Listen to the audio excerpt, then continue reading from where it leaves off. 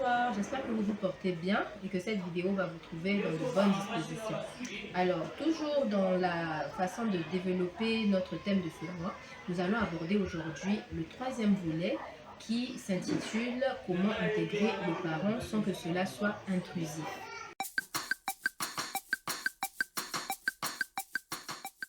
Alors, pourquoi j'ai choisi le terme intrusif? Intrusif parce que tout simplement, le parent qui a été absent, qui n'a pas été là, est considéré comme un intrus. Alors, je vais tout de suite rectifier le tir. C'est pas une connotation négative, mais un intrus, c'est quelqu'un qui n'est pas censé être là. C'est quelqu'un qui n'est pas à sa place.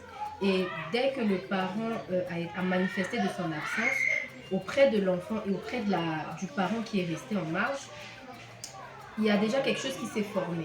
Et du coup, lorsqu'il revient, il peut être considéré comme un intrus, pas forcément de façon négative.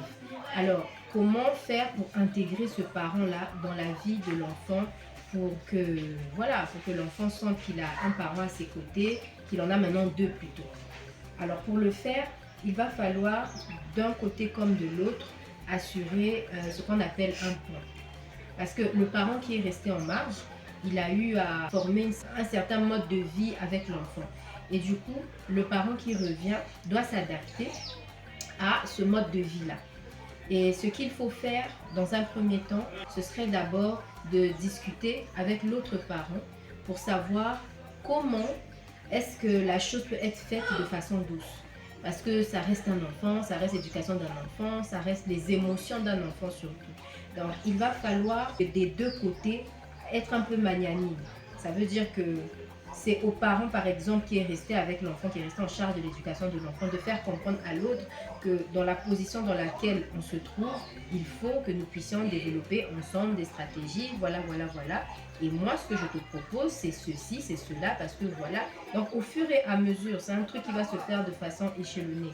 Parce que c'est pas parce qu'on a mis un enfant au monde qu'automatiquement, lorsque l'enfant voit le parent, son géniteur, qu'il y a un amour comme dans des films, c'est voilà, ça s'allume, ah c'est mon parent, c'est mon papa ou c'est ma maman. Non, tout doit être fait de façon échelonnée parce que l'enfant ne connaît pas la personne.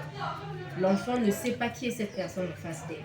Il n'a pas connaissance de l'individu qui se trouve en face de lui. Il doit donc apprendre à le connaître.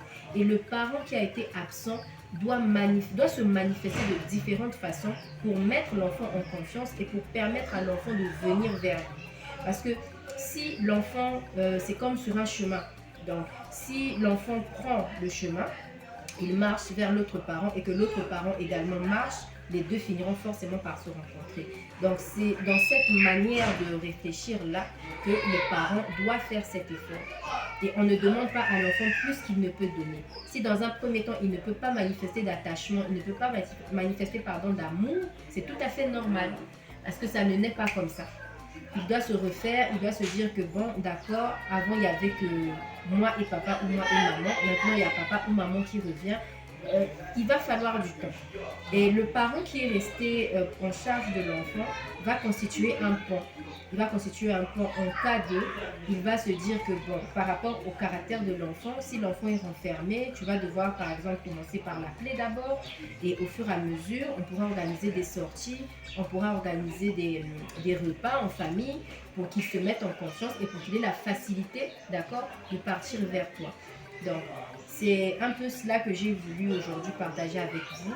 Mais après, il y a différentes manières de faire les choses. N'oubliez pas que tout c'est en fonction du comportement et du caractère de l'enfant. À un enfant extraverti, on ne va pas demander la même chose qu'à un enfant qui est introverti. Donc, il faut prendre en compte tous ces paramètres-là pour que la rencontre, pour que le retour se fasse de la meilleure façon possible. Vous allez aussi comprendre, pour finir, que vraiment, prenez en compte les émotions de l'enfant.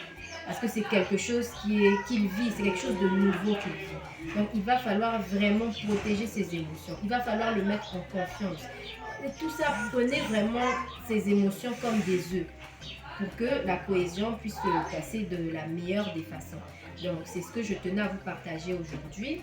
J'espère que le message est passé. N'hésitez pas à partager la vidéo ou à donner vos avis si vous avez été dans la situation. Ça pourra aider plus tard. Donc, je vous remercie pour votre attention et que Dieu vous bénisse. Au revoir.